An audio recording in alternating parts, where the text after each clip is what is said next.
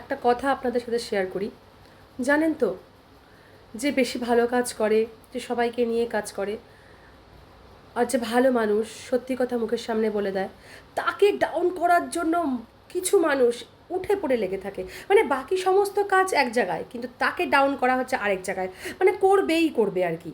ঠিক আছে, নিজেদের ইম্পর্ট্যান্ট কাজ, নিজেদের ফ্যামিলির কাজ, নিজেদের অফিসের কাজও, নিজেদের খাওয়া দাওয়া সব বন্ধ করে ডাউন করার জন্য, সেই মানুষটিকে ডাউন করার জন্য, নিচে কীভাবে নামানো যায় তার জন্য আপ্রাণ প্রচেষ্টা করে। কিন্তু জানেন তো সত্যি লাস্টে কী হয়? ধৈর্য ধরতে হয়, লাস্টে না সত্যির জয় হয়।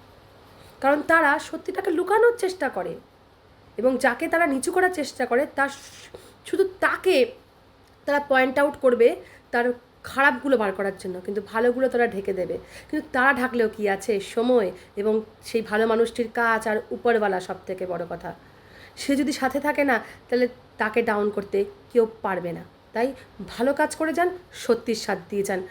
কাউকে ফেক খুশি করবেন না প্লিজ, তাহলে এতে কিন্তু অ্যাট লাস্ট আপনার ক্ষতি হবে।